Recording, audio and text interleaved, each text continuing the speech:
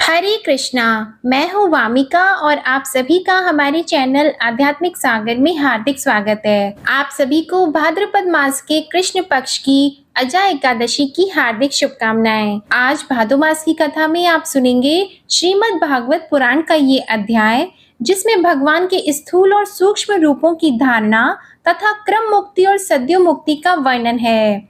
श्री सुखदेव जी कहते हैं कि सृष्टि के प्रारंभ में ब्रह्मा जी ने इसी धारणा के द्वारा प्रसन्न हुए भगवान से वह सृष्टि विषयक स्मृति प्राप्त की थी, जो पहले प्रलय काल में विलुप्त हो गई थी। इससे उनकी दृष्टि अमोघ और बुद्धि निश्चयात्मिका हो गई।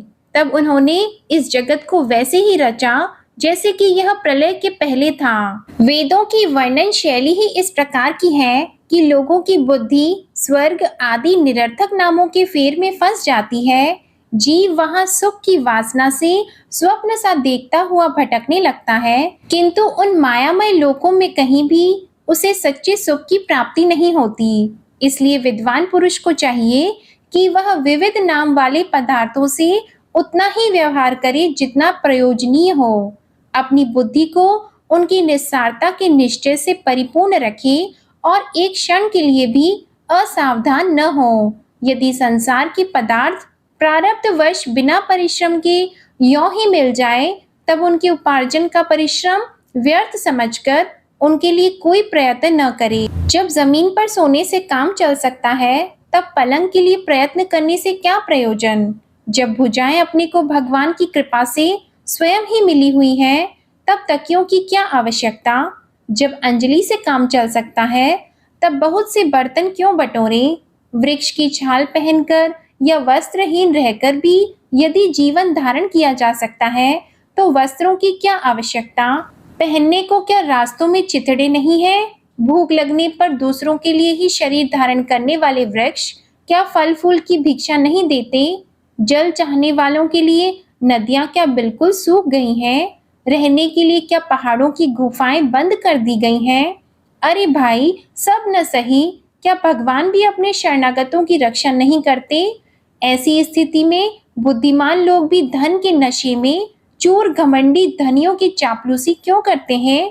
इस प्रकार विरक्त हो जाने पर अपने हृदय में नित्य विराजमान स्वतः सिद्ध आत्मस्वरूप परम प्रियतम परम सत्य जो अनंत भगवान है, बड़े प्रेम और आनंद से दृढ़ निश्चय करके उन्हीं का भजन करें, क्योंकि उनके भजन से जन्म मृत्यु के चक्कर में डालने वाले अज्ञान का नाश हो जाता है। पशुओं की बात तो अलग है, परंतु मनुष्यों में भला ऐसा कौन है जो लोगों को इस संसार रूप वैतरणी नदी में गिरकर अपने कर्मजन्य दुखों को भोगते हुए देखकर भी भगवान का मंगलमय चिंतन नहीं करेगा। इस असत विषय भोगों में ही अपने चित्त को भटकने देगा। कोई कोई साधक अपने शरीर के भीतर हृदयाकाश में विराजमान भगवान के प्रादेश मात्र स्वरूप की धारणा करते हैं। वे ऐसा ध्यान करते हैं कि भगवान की चार भुजाओं में शंख चक्र गदा और पद्मा है। उनके मुख पर प्रसन्नता झलक रही है। कमल के समान विशाल और कोमल नेत्र हैं। कदम्ब के पुष्प की केसर के समान पीला वस्त्र धारण किए हुए हैं। भुजाओं में श्रेष्ठ रत्नों से जड़े हुए सोने के बाजूमंद शोभायमान है। सिर पर बड़ा ही सुंदर मुकुट और कानों में कुंडल हैं, जिनमें जड़े हुए बहुमूल्य रत्न जगमगा रहे हैं। उनके चरण कमल योगेश्वरों के खिले हुए हृदय कमल की कर्णिका पर विराजित हैं। उनके हृदय पर श्री वत्स का चिन्ह एक सुनहरी रेखा है। गले में कौस्तुभ मणि लटक रही है। वक्ष स्थल कभी न कुम्हलने वाली वनमाला से घिरा हुआ है। वे कमर में करधनी, अंगुलियों में बहुमूल्य अंगूठी, चरणों में नुपुर और हाथों में कंगन आदि आभूषण धारण किए हुए हैं।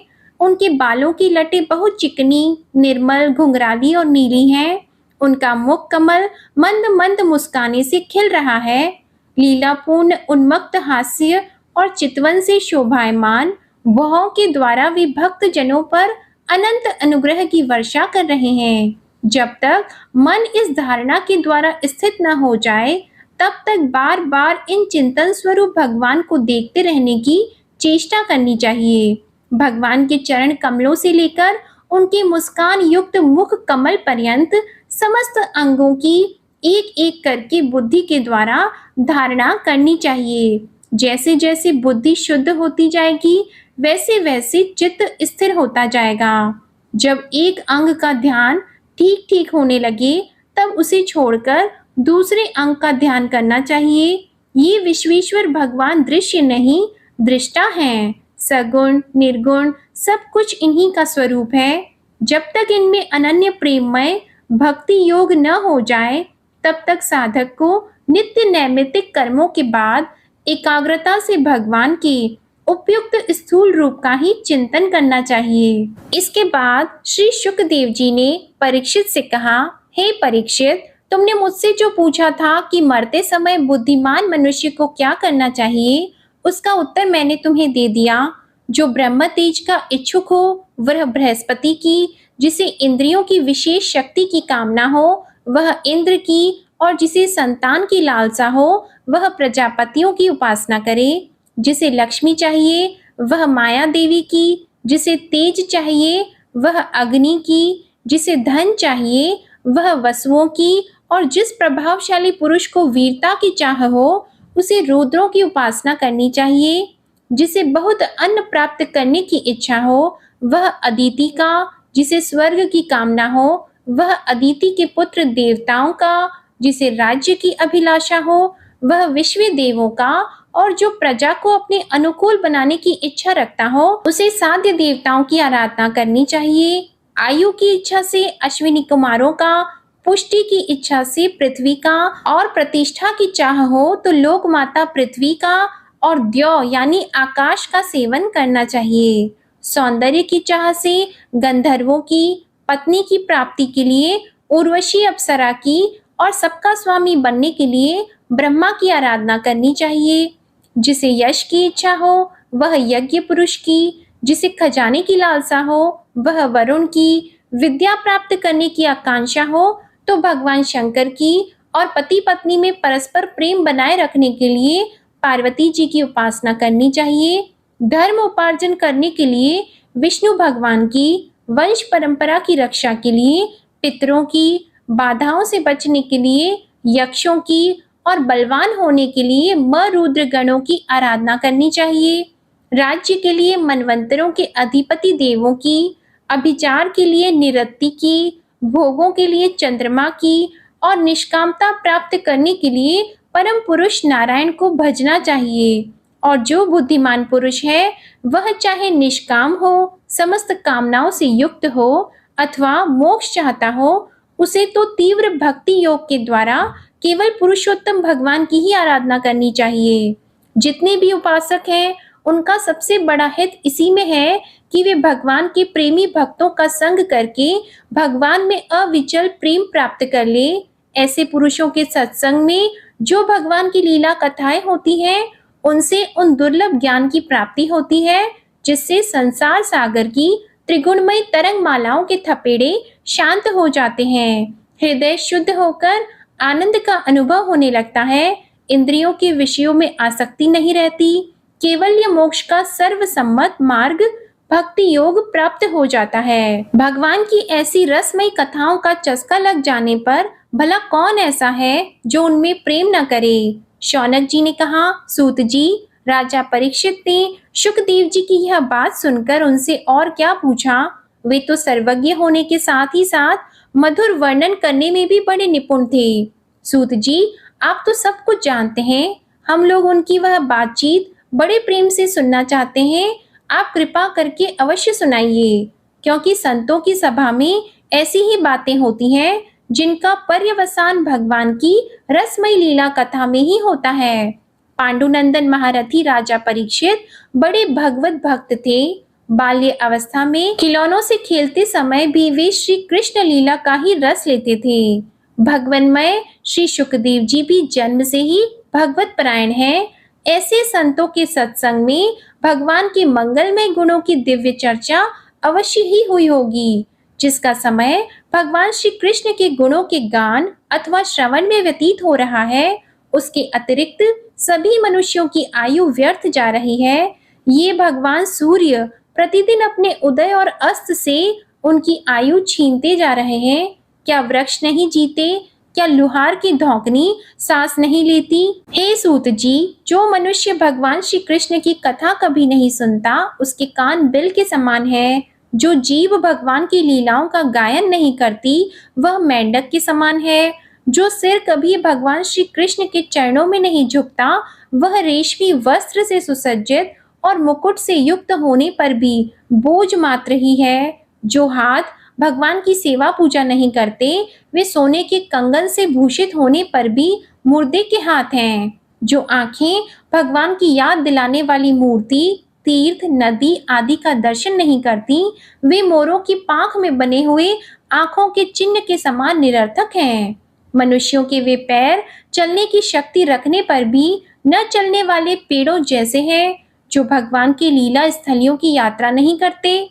जिस मनुष्य ने भगवत प्रेमी संतों के चरणों की धूल कभी सिर पर नहीं चढ़ाई, वह जीता हुआ भी मुर्दे समान है। जिस मनुष्य ने भगवान के चरणों पर चढ़ी हुई तुलसी की सुगंध लेकर उसकी सराहना नहीं की, वह श्वास लेता हुआ भी श्वास रहित शव है। सूत जी, वह हृदय नहीं, लोहा है, जो भगवान के मंगलमय नामों का श्रवण कीर्तन करने पर भी पिघलकर उन्हीं की ओर बह नहीं जाता। जिस समय हृदय पिघल जाता है, उस समय नेत्रों में आंसू छलकने लगते हैं और शरीर का रोम रोम खिल उठता है। प्रिय सूत जी, आपकी वाणी हमारे हृदय को मधुरता से भर देती है। इसलिए भगवान के परम भक्त आत्मविद्या विशारद श्री सुखदेव जी ने परीक्षित के सुंदर प्रश्न करने पर जो कुछ कहा, वह संवाद आप कृपा करके हम लोगों को सुनाइए। तब श्री सुखदेव जी ने कहा, परीक्षित, जो बात तुमने पूछी है, वही पूर्व काल में अपने सुख समृद्धि से पूर्ण घर को छोड़कर वन में गए हुए विदुर जी ने भगवान मैत्रेय जी से पूछी थी। जब सर्वेश्वर भगवान श्री कृष्ण पांडवों के दूत बनकर गए थे, तब वे दुर्योधन के महलों को छोड़कर उसी विदुर जी के घर में उसे अपना ही समझकर बिना बुलाए चले गए थे। राजा परीक्षित ने पूछा, प्रभु, यह तो बताइए कि भगवान मैत्रेय के साथ विदुर जी का समागम कहाँ और किस समय हुआ था? पवित्र आत्मा विदुर ने महात्मा मैत्रेय जी से कोई साधारण प्रश्न नहीं किया होगा, क्योंकि उसे तो मैत्रेय जी जैसे साधु शिरोमणि ने अभिनंदन पूर्वक उत्तर देकर महिमान्वित किया था। सूत जी कहते हैं, सर्वज्ञ सुखदेव जी ने राजा परीक्षित के इस प्रकार पूछने पर अति प्रसन्न होकर कहा, सुनो। श्री सुखदेव जी कहने लगे, परीक्षित, यह उन दिनों की बात है जब अंधी राजा धृतराष्ट्र ने अन्यायपूर्वक अपने दुष्ट पुत्रों का पालन पोषण करते हुए अपने छोटे भाई पांडु के अनाथ बालकों को लाक्षा भवन में भेजकर आग लगवा दी। जब उनकी पुत्रवधू और महाराज युधिष्ठिर की पटरानी द्रौपदी के केश दुशासन ने भरी सभा में खींचे, उस समय द्रौपदी की आंखों से आंसुओं की धारा बह चली और उस प्रवाह से उसके वक्ष स्थल पर लगा हुआ केसर भी बह गया। किंतु धृतराष्ट्र ने अपने पुत्र को उस कुकर्म से नहीं रोका। दुर्योधन ने सत्यपरायण और भोले भाले युधिष्ठिर का राज्य जुए में अन्याय से जीत लिया और उन्हें वन में निकाल दिया। किंतु वन से लौटने पर प्रतिज्ञा अनुसार जब उन्होंने अपना न्याय उचित पैतृक भाग मांगा, तब भी मोहवश उन्होंने उन अजात शत्रु युधिष्ठिर को उनका हिस्सा नहीं दिया। महाराज युधिष्ठिर के भेजने पर जब जगत गुरु भगवान श्री कृष्ण ने कौरवों की सभा में हित भरे सुमधुर वचन कहे, जो भीष्म आदि सज्जनों को अमृत से लगे, पर कुरुराज ने उनके कथन को कुछ भी आदर नहीं दिया। देते कैसे, उनके तो सारे पुण्य नष्ट हो चुके थे। फिर जब सलाह के लिए विदुर जी को बुलाया गया, तब मंत्रियों में श्रेष्ठ विदुर जी ने राज्य भवन में जाकर बड़े भाई धृतराष्ट्र के पूछने पर उन्हें वह सम्मति दी जिसे नीति शास्त्र के जानने वाले पुरुष विदुर नीति कहते हैं। उन्होंने कहा, महाराज, आप अजात शत्रु महात्मा युधिष्ठिर को उनका हिस्सा दे दीजिए। वे आपके न सहने योग्य अपराध को भी सह रहे हैं।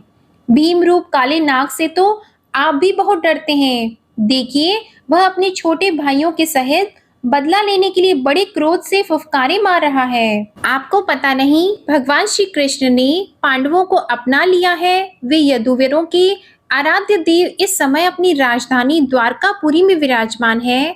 उन्होंने पृथ्वी के सभी बड़े-बड़े राजाओं को अपने अधीन कर लिया है तथा ब्राह्मण और देवता भी उन्हीं के पक्ष में हैं। जिसे आप पुत्र मानकर पाल रहे हैं तथा जिसकी हाँ में हाँ मिलाते जा रहे हैं, उस दुर्योधन के रूप में तो मूर्तिमान दोष ही आपके घर में घुसा बैठा है। यह तो साक्षात भगवान श्री कृष्ण से द्वेष करने वाला है। इसी के कारण आप भगवान श्री कृष्ण से विमुख होकर श्रीहीन हो रहे हैं। अतएव यदि आप अपने कुल की कुशल चाहते हैं तो इस दुष्ट को तुरंत ही त्याग दीजिए। विदुर जी का ऐसा सुंदर स्वभाव था कि साधु जन भी उसे प्राप्त करने की इच्छा करते थे, किंतु उनकी यह बात सुनते ही कर्ण, दुशासन और शकुनी के सहित दुर्योधन के होठ अत्यंत क्रोध से फड़कने लगे और उसने उनका तिरस्कार करते हुए कहा, अरे इस कुटिल दासी पुत्र को यहाँ किसने बुलाया है? यह जिनके टुकड़े खा खा कर जीता है, उन्हीं के प्रतिकूल होकर शत्रु का काम बनाना चाहता है। इसके प्राण तो मत लो, परंतु इसे हमारे नगर से तुरंत बाहर निकाल दो। भाई के सामने ही कानों में बाण के समान लगने वाले इन अत्यंत कठोर वचनों से मर्म आहत होकर भी विदुर जी ने कुछ बुरा न माना और भगवान की माया को प्रबल समझकर अपना धनुष राजद्वार पर रखकर वे हस्तिनापुर से चल दिए। कौरवों को विदुर जैसे महात्मा बड़े पुण्य से प्राप्त हुए थे। वे हस्तिनापुर से चलकर पुण्य करने की इच्छा से भूमंडल में तीर्थपाद भगवान के क्षेत्रों में विचरने लगे, जहाँ श्री हरि, ब्रह्मा, रुद्र, अनंत आदि अनेकों मूर्तियों के रूप में विराजमान हैं। जहाँ जहाँ भगवान की प्रतिमाओं से सुशोभित तीर्थ स्थान, नगर, पवित्र वन, पर्वत, निकुंज और निर्मल जल से भरे हुए नदी, सरोवर आदि थे, उन सभी स्थानों में वे अकेले ही विचरते रहे। वे अवधूत वेश में स्वच्छंदता पूर्वक पृथ्वी पर विचरते थे, जिससे आत्मीय जन उन्हें पहचान न सके। वे शरीर को सजाते न थे, पवित्र और साधारण भोजन करते, शुद्ध वृत्ति से जीवन निर्वाह करते, प्रत्येक तीर्थ में स्नान करते, जमीन पर सोते और भगवान को प्रसन्न करने वाले व्रतों का पालन करते रहते थे। इस प्रकार भारतवर्ष में ही विचरते विचरते जब वे प्रभास क्षेत्र में पहुंचे, तब तक भगवान श्री कृष्ण की सहायता से महाराज युधिष्ठिर पृथ्वी का एक छत्र अखंड राज्य करने लगे थे।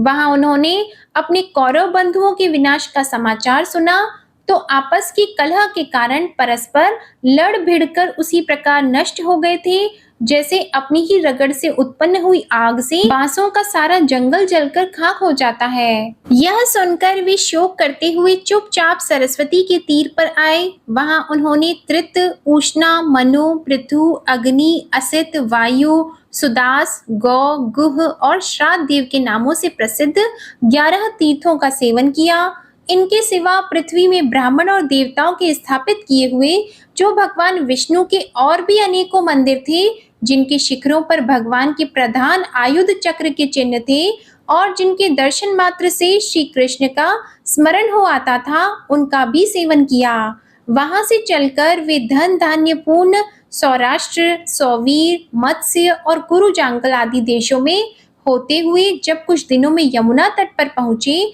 तब वहां उन्होंने परम भागवत उद्धव जी का दर्शन किया। वे भगवान श्री कृष्ण के प्रख्यात सेवक और अत्यंत शांत स्वभाव थे। वे पहले बृहस्पति जी के शिष्य रह चुके थे।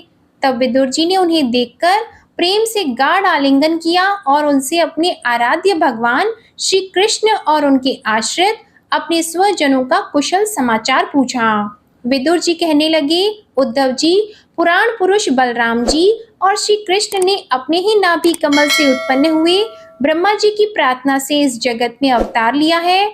वे पृथ्वी का भार उतारकर सबको आनंद देते हुए अब श्री वासुदेव जी के घर कुशल से रह रहे हैं ना? प्रियवर, हम कुरुवंशियों के परम सुहृद और पूज्य वसुदेव जी, जो पिता के समान उदारता पूर्वक अपनी कुंती आदि बहनों को उनके स्वामियों का संतोष कराते हुए उनकी सभी मनचाही वस्तुएं देते आए हैं, आनंद पूर्वक है ना? प्यारे उद्धव जी, यादवों के सेनापति वीरवर प्रद्युम्न जी तो प्रसन्न है ना, जो पूर्व जन्म में कामदेव थे तथा जिन्हें देवी रुक्मणी जी ने ब्राह्मणों की आराधना करके भगवान से प्राप्त किया था। सातवत, वृष्णि, भोज और दाशवंशी यादवों के अधिपति महाराज उग्रसेन तो सुख से है ना, जिन्होंने राज्य पाने की आशा का सर्वथा परित्याग कर दिया था, किंतु कमल नयन भगवान श्री कृष्ण ने जिन्हें फिर से राज्य सिंहासन पर बिठाया। सौम्य, अपने पिता श्री कृष्ण के समान समस्त रथियों में अग्रगण्य श्री कृष्ण तनय सांब सकुशल तो हैं। ये पहले पार्वती जी के द्वारा गर्भ में धारण किए हुए स्वामी कार्तिक हैं। अनेकों व्रत करके जाम्बवती ने इन्हें जन्म दिया था, जिन्होंने अर्जुन से रहस्य युक्त धनुर्विद्या की शिक्षा पाई है। वे सात्यकी तो कुशल पूर्वक हैं।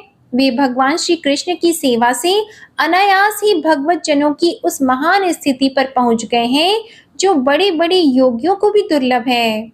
भगवान के शरणागत निर्मल भक्त बुद्धिमान अक्रूर जी भी प्रसन्न तो है ना, जो श्री कृष्ण के चरण चिन्हों से अंकित वज्र के मार्ग की रज में प्रेम से अधीर होकर लौटने लगे थे। भोजवंशी देवक की पुत्री देवकी जी अच्छी तरह है ना, जो देव माता अदिति के समान ही साक्षात विष्णु भगवान की माता है। जैसे वेदत्रय यज्ञ विस्तार रूप अर्थ को अपने मंत्रों में धारण किए रहती है, उसी प्रकार उन्होंने भगवान श्री कृष्ण को अपने गर्भ में धारण किया था। आप भक्त जनों की कामनाएं पूर्ण करने वाले भगवान अनिरुद्ध जी सुखपूर्वक है ना, जिन्हें शास्त्र वेदों के आदि कारण और अंतःकरण चतुष्ट के चौथे अंश मन के अधिष्ठाता बताते हैं। सौम्य स्वभाव उद्धव जी, मुझे तो अधः पतन की ओर जाने वाले उन धृतराष्ट्र के लिए बार बार शोक होता है, जिन्होंने पांडवों के रूप में अपने परलोकवासी भाई पांडु से ही द्रोह किया तथा अपने पुत्रों की हाँ में हाँ मिलाकर अपने हित जन तक मुझको भी नगर से निकलवा दिया। किंतु भाई, मुझे इसका कुछ भी खेद अथवा आश्चर्य नहीं है। जगत धाता भगवान श्री कृष्ण ही मनुष्यों की सी लीलाएं करके लोगों की मनोवृत्तियों को भ्रमित कर देते हैं। मैं तो उन्हीं की कृपा से उनकी महिमा को देखता हुआ दूसरों की दृष्टि से दूर रहकर स आनंद विचर रहा हूँ। यद्यपि कौरवों ने उनके बहुत से अपराध किए, फिर भी भगवान ने उनकी इसलिए उपेक्षा कर दी थी कि वे उनके साथ उन दुष्ट राजाओं को भी मारकर अपने शरणागतों का दुख दूर करना चाहते थे, जो धन, विद्या और जाति के मद से अंधे होकर कुमार्गगामी हो रहे थे और बार बार अपनी सेनाओं से पृथ्वी को कपा रहे थे। हे उद्धव जी, भगवान श्री कृष्ण जन्म और कर्म से रहित हैं, फिर भी दुष्टों का नाश करने के लिए और लोगों को अपनी ओर आकर्षित करने के लिए उनके दिव्य जन्म कर्म हुआ करते हैं। नहीं तो भगवान की तो बात ही क्या, दूसरे जो लोग गुणों से पार हो गए हैं, उनमें भी ऐसा कौन है जो इस कर्म अधीन देह के बंधन में पड़ना चाहेगा।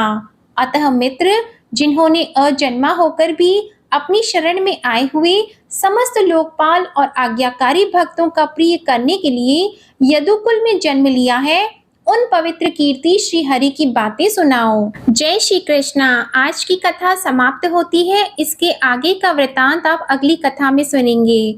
आपको ये वीडियो अच्छी लगी हो तो वीडियो को लाइक करके चैनल को जरूर सब्सक्राइब करें और बेल आइकन भी प्रेस करें। कमेंट में भगवान श्री कृष्ण की जय लिखना ना भूलें। धन्यवाद।